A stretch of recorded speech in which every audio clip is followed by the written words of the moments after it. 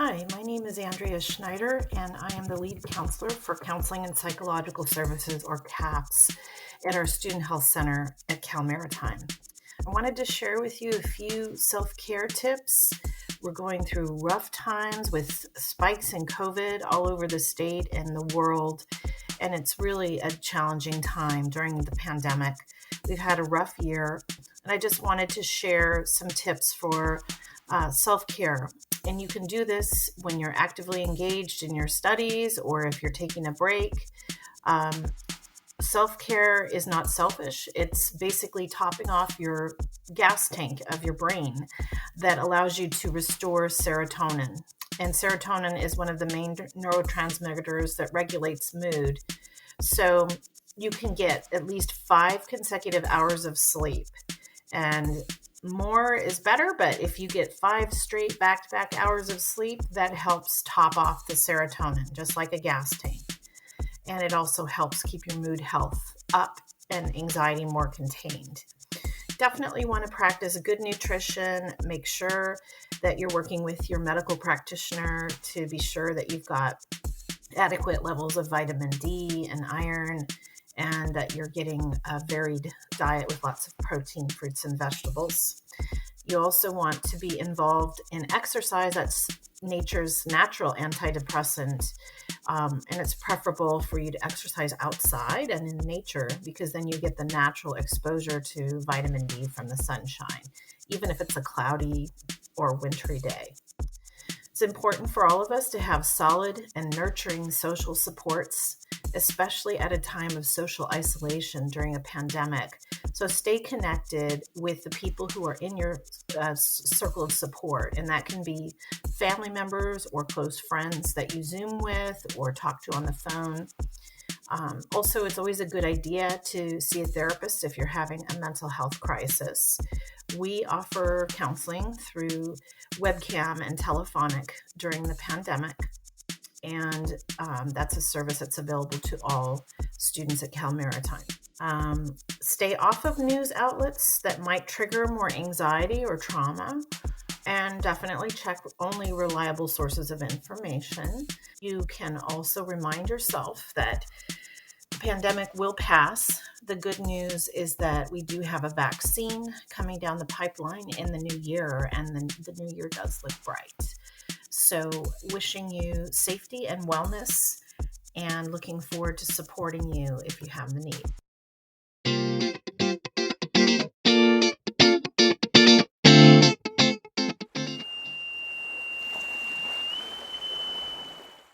Hello, and welcome to Resiliency Project podcast. I am Vanita Dillon, the Title IX coordinator at Cal Maritime, and also the chair for Women in Maritime Leadership Conference. Today, it's my pleasure to host Cadet Silva and alumna Rachel Neuharth on this podcast. Cadet Silva is a senior this year. She's majoring in global studies and maritime affairs. She's a 3M Corps Executive Officer, the Women's Cross Country Captain, and is currently doing a ship management internship with BAE Systems in San Diego. Lucky girl. She will be finishing up her last semester at Maritime in spring of 2021. A busy one. This one is. I'd like her to tell us in a little bit of what she does with BAE since last summer.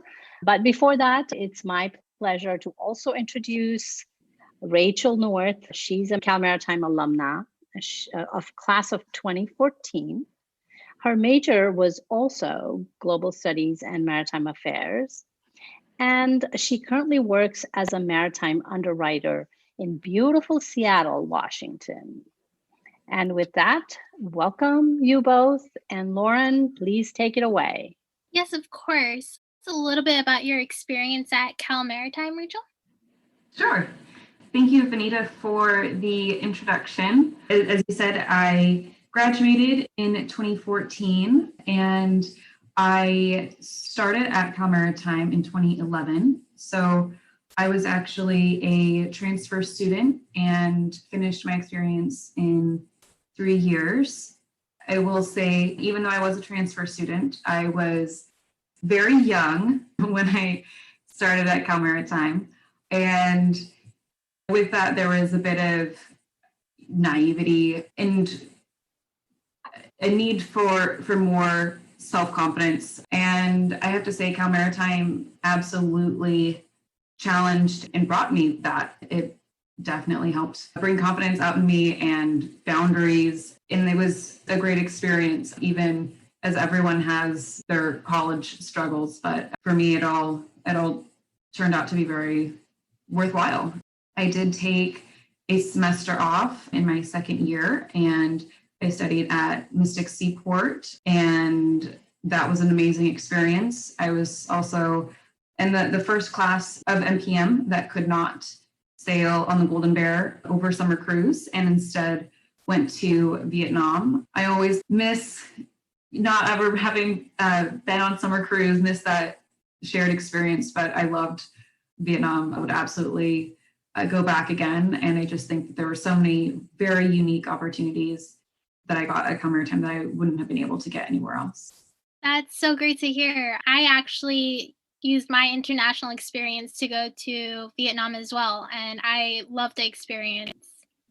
Definitely would recommend. That's awesome. Yes, absolutely. It wasn't somewhere that I ever thought in my future that I would just vacation in Vietnam. Costa Rica, sure, I can vacation in Costa Rica at some other point, but Vietnam was just not really on my radar before. So I'm so glad you went too, and that was a good experience. Yeah, definitely. I was using the same mindset. I was like, okay, there's New Zealand, but Vietnam, I definitely would choose that over New Zealand. Okay, tell us what you do now, especially something like what's a busy day in your life? Now in COVID, of course, that looks very different. So a busy day for me is a lot of Zoom calls. So I am completely working from home at this point, and with my dog, who is right next to me. She's next to me every day, and you go on a lot of walks. But on a busy day, I have committee meetings with either industry events or committee meetings through the Alumni board, or just calls for work. And so I do like to be involved, and that has definitely helped in COVID to not feel cut off from everybody. Oh, that's really good to hear. As far as Zoom calls, do you normally experience major technical issues, or is it normally smooth sailing? I think pretty smooth. We're not trying to do anything too complicated. I'm not trying to poll people or anything like that. And frankly, a lot of things probably used to be just a regular phone call, but now everyone just wants to do a video chat, which is fine. I definitely don't mind. I've gotten used to it at this point. Nothing too crazy, other than I think my biggest technical difficulty is just keeping my internet stable. I do live in an apartment building with a lot of other people, and everyone's online. All right, since we are doing a resiliency project, what does resiliency mean to you? I actually thought this was really interesting because one of my senior projects was on resiliency. That was more so in the light of having to deal with piracy, which is not what we're talking about here. But it's interesting to think about how it applies to me personally. And to me, it's about being able to get back up, and it's not as easy as it sounds. Sometimes that can be very difficult to do, whether that's because of external circumstances in your life or household, and sometimes it's hard to get out of your own head. And I think both of those are absolutely valid, but it's something that you have to be able to work through. And you can't let a negative experience completely skew your view. I don't know if you watched the inauguration this morning. Amanda Gorman closed out her poem with a line that I think really encapsulates this. And that is, she says, "For there is always light if only we're brave enough to see it, if only we're brave enough to be it." And I think that is resiliency. There is always light. You just have to be able to see it. I love that. I think a big part of resiliency is bouncing back from an adverse event. Please describe a crisis you've experienced and how you bounced back. I would say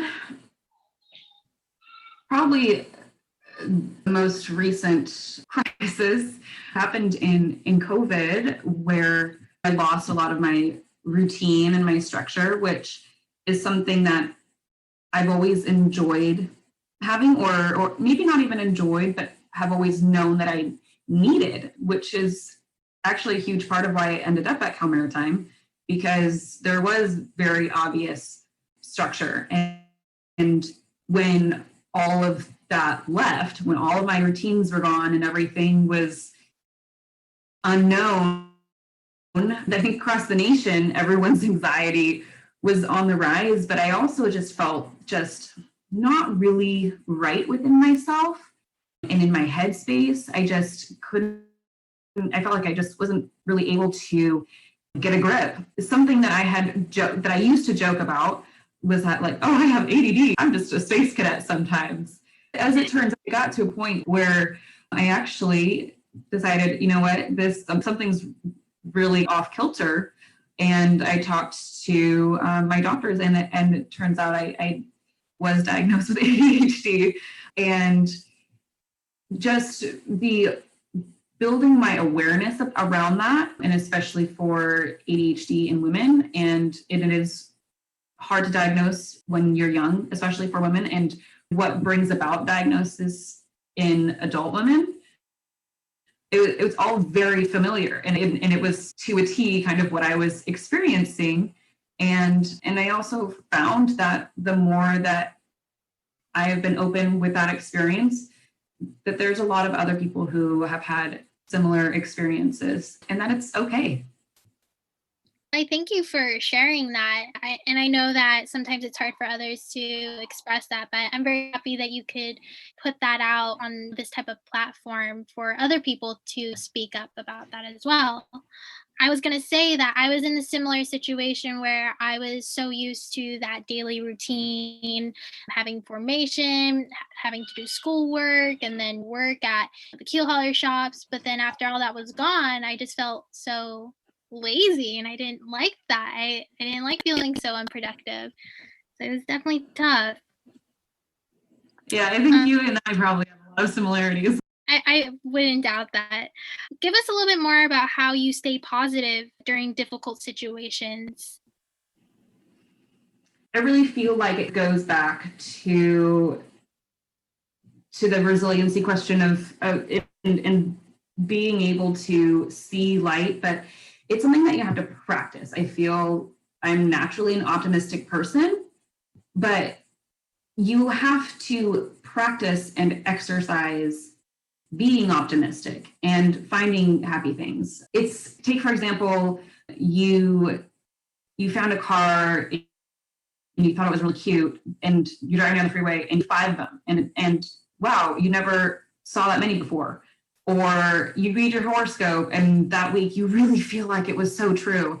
And it's, you see the things that you are looking for. And so if you're looking for good news in the world and good things in your community, you'll see them. But if you're locked into everything is terrible, and that's what you listen to, and that's what you say, then you're really going to be stuck in that. You have to consciously look for the good in life, and there's a lot of it.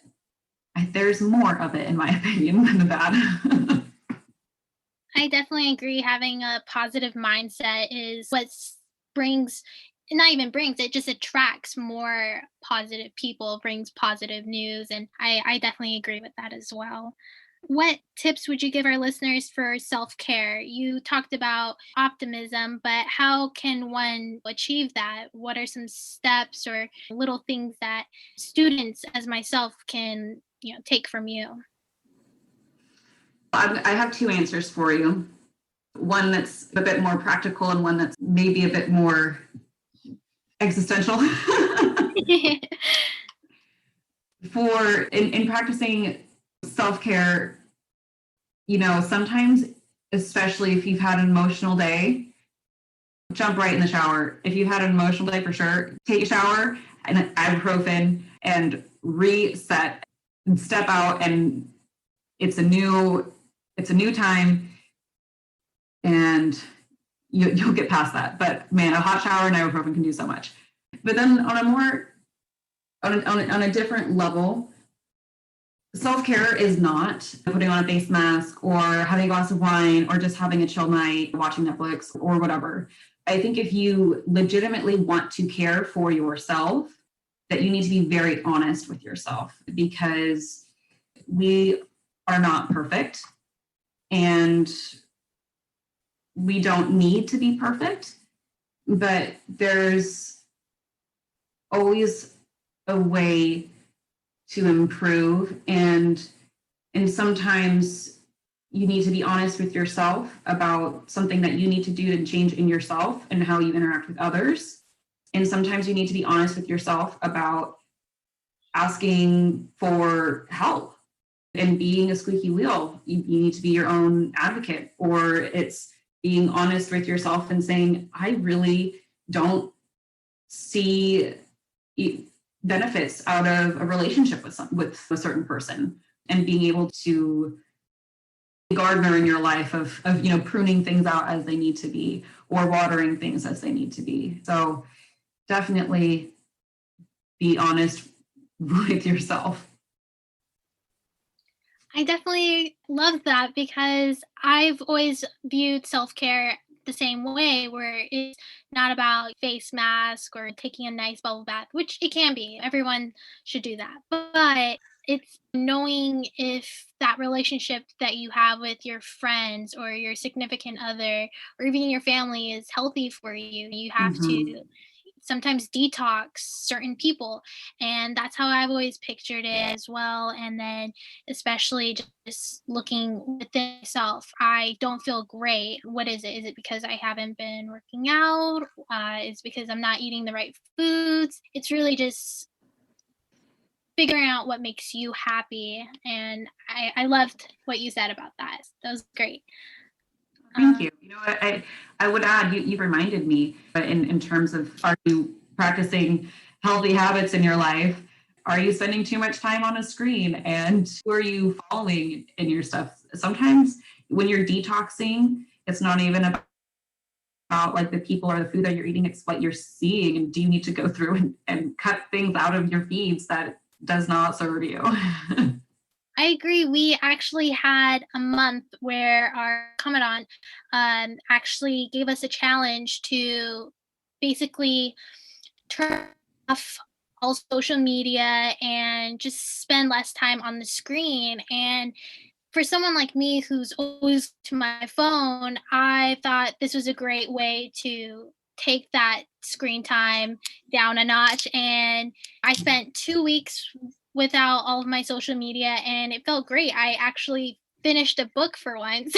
Like, I I would, definitely say that everyone should put down their phone and, start reading, because it's just something that not a lot of people encourage these days. I read this book. It's called Into the Raging Sea. It's a great true story. It's based on the El Faro. Yeah, very good book. I don't want to, give too much, because I definitely think you should read it, but it was a great I read. will. Yeah, and I definitely enjoyed I think it was like 30 or 40 chapters. Wow. Okay. Thank you for the recommendation. Of course. All right. Tell us about a positive event since the start of COVID that has boosted your confidence. Yes. This morning we inaugurated our next president, and that has given me a lot of confidence. and to go through the rest of this COVID struggle. So Love that. That's great to hear. All right, that was all the questions that I had to ask. I will now give it to Vanita for the lightning round. So that was a great conversation. And Rachel, thank you so much for sharing that nugget of how many of us perceive self-care when truly we need to be looking inward. I think that was amazing. I took it down and I plan to use that if that's okay with you. And with that, so we're going to call it the lightning round. And I'll ask the questions of you, Rachel. And whatever comes to mind immediately, just don't have to think it through, not very long answers, just a few words or one word at a time. And then after you've been through it, we'll do the same to Lauren. How's that? Rachel, if you had an opportunity to go back in time, what advice would you give your younger self? just do it. Took that from Nike, did you? I definitely did. Just going to say there's definitely been opportunities where in the moment I've been shy of, but there's always a new opportunity. I don't really believe in planning out a 5-year term because you don't know what's going to happen. All the doors will open all the time, and it is so freeing to just walk through them and see what happens. Great. What is your one dream that you have turned into reality? One of them is being debt-free. Congratulations. Thumbs up to that. What's number one on your bucket list? I'm torn here. I don't know Ooh. to do a schoolie conversion, or if it would be traveling. I've got a trip to Israel once COVID has passed.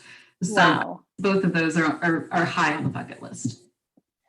What type of personality is completely opposite from your own? Oh, that would be like a type A super planner, quiet and meticulous. It's not me. All right. If you could give anyone a big virtual hug, who would it be? I think I give lots of people virtual hugs, but I would love to give a real in-person hug to my friend Elissa Jimenez in California. And I think this is the longest stretch it's been of us not seeing each other. And she's just one of those humans that is an absolute light. No. And I very much miss her. Soon we shall be able to meet again. Very soon we'll be together. We'll find a beach and all will be well in the world. You're such a sport. Thank you, Rachel. And you can relax. Lauren, are you ready? Very ready. All right. What's your New Year's resolution? My New Year's resolution is to complete my very first triathlon. Mix it up. Wow. Congratulations on taking that on. Good luck with it. What are you most proud of? I'm very proud of my opportunity to live in San Diego this spring semester to work. I think that's just something that's not very open to a lot of students in this situation. So I'm very proud that I have that ability. Great. You want to tell us a little bit more about what you do at BAE? I'm sorry we didn't get a chance earlier. Oh, yeah, of course. So with BAE, I had to do a summer internship. And so I had gone this ship superintendent internship for the summer and was able to extend all the way up until the end of October just because my fall semester was online. So I took advantage of being online while working, and it was a great experience. I got to work with ship superintendents, project managers, Navy and government personnel on projects relating to the USS Boxer, which is the naval ship that I was working on majority of the time I was there. And it was just a great learning experience, especially being able to learn about the ship repair industry and how it's structured, being able to work with professionals and share my ideas on a project. I felt very lucky to, have my voice heard, especially with professionals who've been in this industry for years and they were taking my ideas. And this upcoming spring semester, I was hired to work again, but this time as a ship management intern. I'm excited to see what they have for us, and I can't wait to turn this internship into a job in the future. Like being empowered. Exactly. I think more women need to realize that they all have that power, and they just need to just speak up, because a lot of people are afraid of speaking up, especially in this male dominated industry. And for me, I tend to be the same way, but I was so comfortable within my work environment that I was able to push out of my shyness. Great. Congratulations again, and good luck with the continuation of your internship. What do you bring most to a friendship? Definitely loyalty. I like to tease that I'm like a puppy. Will always be your friend. And last, what do you hope you'll never need? So I'm the same way, knock on wood, but I hope I'll never need to go to a hospital in any case of an injury or a sickness. That's just something I hope I'll never need to do. Stay healthy. Yeah. So last, this is for both of you. We'll go with Rachel first. In 2 words or less, how would you describe your day today? Amazing. Thank you, Rachel. How about you, Lauren? Expensive. If you'd like me to elaborate, I can, but yes, please do.